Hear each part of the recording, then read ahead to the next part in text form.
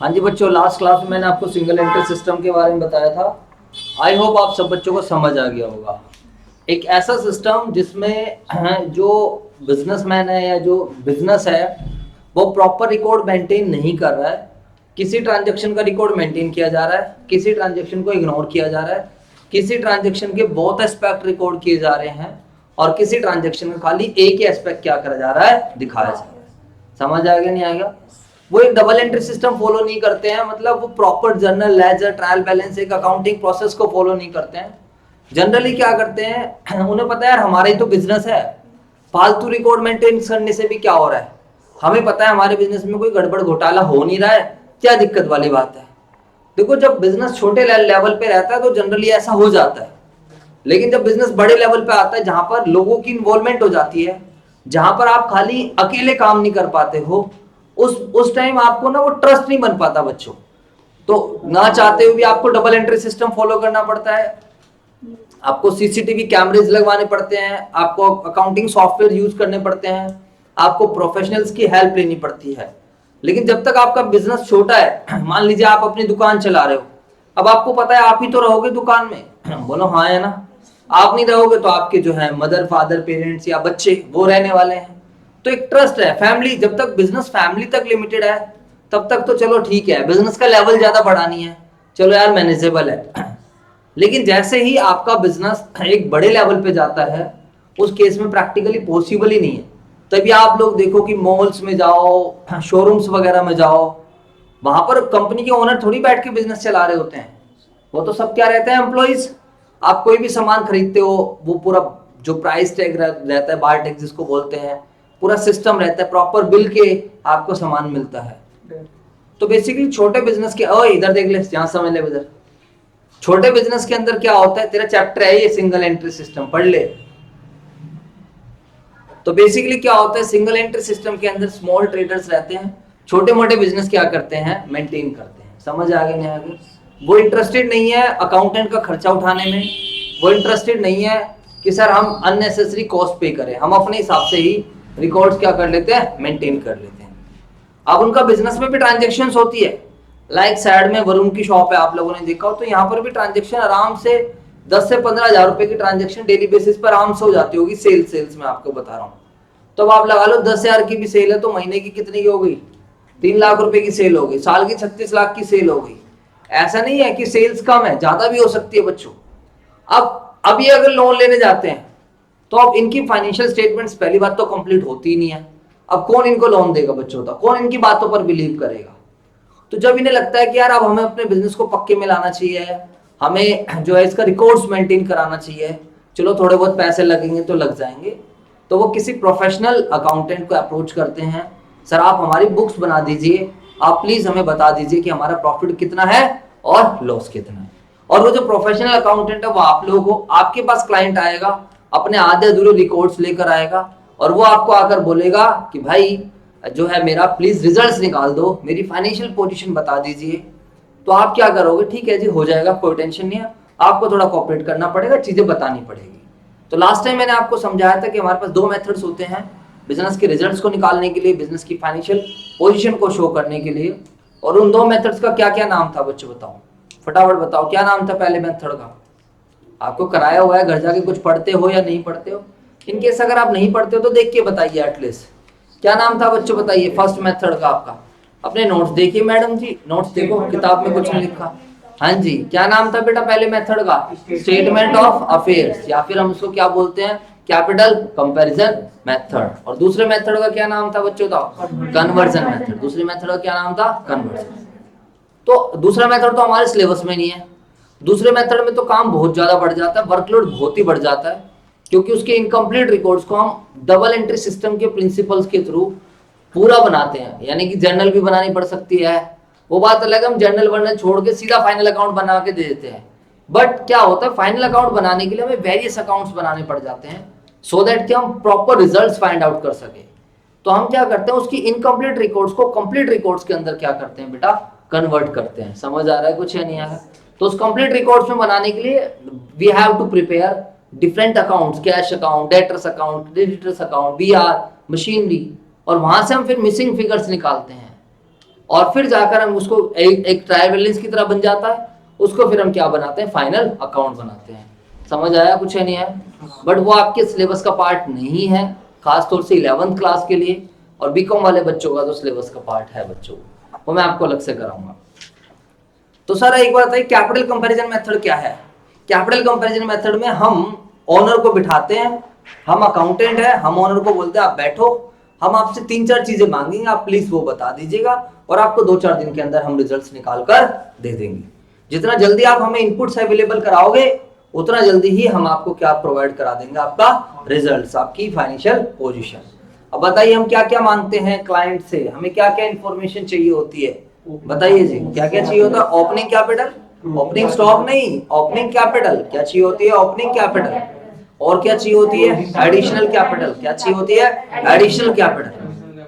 सब उसको बताते हैं कैपिटल जो आपने पैसा लगाया है, चाहे in the form of cash, चाहे in the form of assets, जो भी आपने पैसा लगाया है वो, दैट इज ओपनिंग कैपिटल, जो साल के स्टार्टिंग में लगा हुआ है। एडिशनल कैपिटल जो आपने पैसा कैसे लगाया, ड्यूरिंग द ईयर। समझ आया कुछ है नहीं है? और उसके बाद फिर हम कहते हैं अच्छा भाई आप बताओ आपने ड्राइंग्स करी है कुछ या नहीं करी है, बोलो जी सर हमने सर कुछ ड्राइंग्स भी करी हैं, तो ड्राइंग्स आ जाती हैं, डिटेल बता देता है। और लास्ट में फिर हम लोग क्या कहते हैं भाई, क्लोजिंग कैपिटल। क्या करते हैं? Closing capital. मुझे लग रहा है शायद आप लोगों ने नोट्स भी कंप्लीट नहीं करे हैं, दिखाना एक बार कितने बच्चों के नोट्स कंप्लीट है, दिखाओ करो फटाफट एक बार। तो बच्चों बड़ा सिंपल सा सिस्टम है, आप लोगों को स्टेटमेंट ऑफ प्रॉफिट और लॉस बनाने के लिए 4 चीजों की आवश्यकता होती है, closing capital, drawings, opening capital और एडिशनल कैपिटल। सबसे पहले हम क्या लिखते हैं स्टेटमेंट में, क्लोजिंग कैपिटल, उसमें हम ऐड कर देते हैं ड्राइंग्स। ये जो अमाउंट निकल कर आता है इसको बोलते हैं, अगर हम ड्राइंग्स नहीं करते तो मेरी कैपिटल कितने की होती आज, ठीक है बच्चों, उसमें से माइनस कर देते हैं जो हमने खुद ने पैसा लगाया है, ओपनिंग कैपिटल और एडिशन। अगर रिजल्ट पॉजिटिव बचता है तो क्या मिलता है उसको, प्रॉफिट, और अगर रिजल्ट नेगेटिव बचता है तो हम उसको क्या बोलते हैं, लॉस बोल देते हैं, नेट प्रॉफिट या फिर नेट लॉस। समझ आ गया नहीं आ गया? अब क्वेश्चन सर ये तो बहुत आसान चीज है, यस बच्चों बहुत ज्यादा आसान चीज है, इसमें कुछ भी नहीं है। अगर वो 4 चीजें आपको डायरेक्टली क्वेश्चन दे देगा तो फिर तो 2 मिनट का क्वेश्चन है आपके लिए। अब वो क्वेश्चन यहाँ पर मुश्किल क्या बना सकता है, क्वेश्चन में मुश्किल वो ये बात बनाएगा ओपनिंग कैपिटल नहीं दे रहा आप लोगों को, क्या नहीं दे रहा, ओपनिंग कैपिटल, उसके लिए इंफॉर्मेशन दे रहा है, आपको एडिशनल कैपिटल नहीं दे रहा, उसके लिए 4 बातें बता रहा है, क्लोजिंग कैपिटल नहीं दे रहा है, क्लोजिंग कैपिटल के लिए 4 बातें बताई जा रही हैं, यानी कि एसेट्स की डिटेल दे रहा है, लायबिलिटीज की डिटेल दे रहा है, ड्राइंग्स के डायरेक्टली ड्राइंग्स नहीं दे रहा है, ड्राइंग्स के बारे में इधर उधर से इंफॉर्मेशन बता रहा है कि कभी बच्चों की फीस भरी है, कभी घर पे फ्रिज खरीदा है, कभी वाइफ को पैसे दिए हैं, तो आपको यहाँ से पता लगाना कि ये मेरी ड्राइंग्स बनने वाली है। समझ आ गया बच्चों आप लोगों को? फिर मैंने नोट भी बनवाकर लास्ट टाइम आपको नोट्स में लिखवा दिया था, in case opening capital is not given we will prepare opening statement of affairs to find out opening capital. समझ आ गया नहीं आ गया? सर ये ओपनिंग स्टेटमेंट ऑफ अफेयर्स किसकी तरह होती है, बैलेंस शीट की तरह होती है, एक तरफ सारी की सारी क्या आ जाती है, एसेट्स, और एक तरफ सारी की सारी लायबिलिटीज। एसेट्स में से हम लायबिलिटीज को क्या करते हैं, माइनस, जो रिजल्ट बचता है वो बच जाती है कैपिटल। समझ आया कुछ नहीं है? लेकिन ओपनिंग स्टेटमेंट ऑफ अफेयर्स साल के स्टार्टिंग डेट पे बनती है, और क्लोजिंग स्टेटमेंट ऑफ अफेयर्स कब बनती है, साल की एंड डेट पे बनती है। जो क्लोजिंग स्टेटमेंट ऑफ अफेयर्स रहती है उसमें हम एडजस्टमेंट्स को भी कंसिडर करते हैं, लाइक बैड डेट्स की एडजस्टमेंट, आउटस्टैंडिंग एक्सपेंसेस की एडजस्टमेंट है, प्रीपेड एक्सपेंसेस की एडजस्टमेंट है। फिर हमें जो कैपिटल भी मिलती है, क्लोजिंग कैपिटल भी मिलती है, वो भी कैसे मिलती है, आफ्टर एडजस्टेड।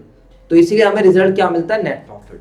बस और कुछ नहीं है क्वेश्चन में। अब एक आधे क्वेश्चन के थ्रू समझेंगे कि कभी कभार हम क्लोजिंग स्टेटमेंट ऑफ अफेयर्स जो बनाते हैं वो हम बनाते हैं बिफोर एडजस्टमेंट, वो बात की बात है। पहले हम एक दो क्वेश्चन सब ट्राई कर लेते हैं। लाओ जी लाओ, एक बार किताब दे दीजिए फटाफट, जल्दी करो। नई वाली किताब दो, नई वाली किसी पे नहीं है? लो जी सर, अब हम एक तो एग्जांपल या एक दो क्वेश्चंस वगैरह देख लेते हैं जल्दी से। लास्ट टाइम मैंने आप लोगों को एक एग्जांपल भी डिस्कस कराया था, बट आप सारे बच्चे बहुत ज़्यादा लापरवाह हो चुके हो, अब आप लोग पढ़ते नहीं हो। मैंने तो गलती कर दिया आज तुम्हारी क्लास रख के, कसम से भाई यार, मेरा तुमने 1 घंटा वेस्ट कर दिया यहाँ से। इससे बढ़िया मैं आपको नहीं पढ़ लेता, है ना।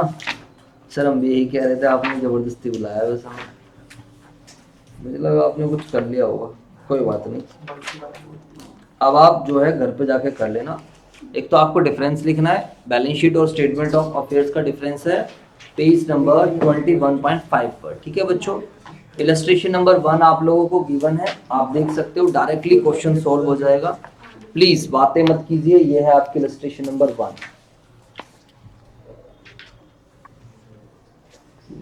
ठीक है। क्या लिखा है इसमें?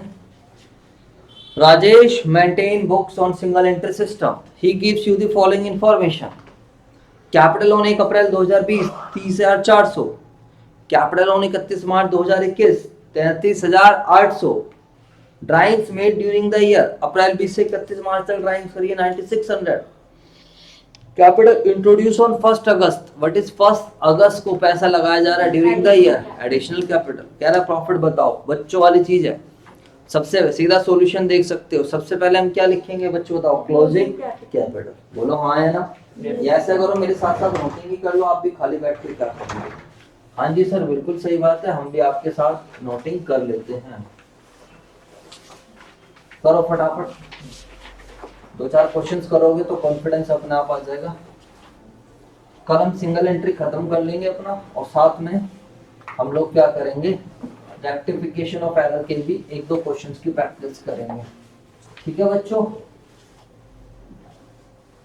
और जितने बच्चों के लेट एग्जाम्स हैं अपना आराम से करते रहिए, कंप्यूटर वगैरह हम अगली क्लास वगैरह में देख लेंगे। और अब सैंपल पेपर हम करना शुरू कर देंगे। सैंपल पेपर से क्या होगा कि हमारे सारे चैप्टर्स एक साथ चलते रहेंगे, ठीक है बच्चों। रिवीजन से आप लोगों की होती रहेगी, सारे चैप्टर्स की हम प्रैक्टिस करा करेंगे फिर। तो सबसे पहले इलस्ट्रेशन नंबर 1 है आपकी, यहाँ पर आप लिखोगे स्टेटमेंट ऑफ प्रॉफिट और लॉस, स्टेटमेंट ऑफ प्रॉफिट और लॉस। और कब के लिए बना रहे हैं मेरे दोस्तों? For the year ending 31 March 2021। आप में से बहुत सारे बच्चे स्केल वगैरह यूज नहीं करते, स्केल आपको जरूर यूज करना चाहिए। पार्टिकुलर्स रुपीज, बताइए सभी बच्चे, what is closing capital, what is the amount of closing capital, फटाफट मेरे को बताइए। यानी कि कैपिटल सर क्लोजिंग कौन सी होगी? जो एंड में होती है, और एंड वाली कौन सी है मेरे दोस्तों? 31 मार्च 2021। सर डायरेक्टली गिवन है, यस 33,800। साल के एंड में हमारी इतनी कैपिटल, हम इसमें ऐड करके दिखाएंगे ड्राइंग्स जो भी हमने ड्यूरिंग द ईयर, खाली इसी साल की ड्राइंग को लेना है, पिछले साल से कोई मतलब नहीं है। तो मेरे दोस्तों बताइए इस साल हमने कितने की ड्राइंग्स करी है, जल्दी से मुझे बताइए सर। लिखा है नीचे drawings made during the year 9600। अगर हम इसको लॉजिकली पढ़ेंगे, 0 0 8 और 6 14 9 3 12 और 1 13 4 और 3 और 1 4, इसको कुछ लिखने की जरूरत नहीं है, इसको कुछ लिखने की जरूरत नहीं है। अगर हम ड्राइंग्स नहीं करते तो हमारी कैपिटल इतनी होती, हाँ या ना। अब इसमें से हम माइनस करके दिखा देंगे जो जो पैसा हमने खुद ने लगाया है, चाहे वो एडिशनल कैपिटल हो और चाहे वो कौन सी कैपिटल हो मेरे दोस्तों, ओपनिंग कैपिटल। बोलो हाँ या ना, फटाफट मेरे को बता दीजिए। What is the amount of additional capital, how much amount was invested bye owner during the period. इस पीरियड में ओनर ने कितना पैसा लगाया है मुझे बता दीजिए आप फटाफट। सर जी एडिशनल कैपिटल नीचे लिखा हुआ है 4000, ठीक है सर। तो सर ये माइनस, यस माइनस के लिए हम ब्रैकेट का निशान लगा देते हैं।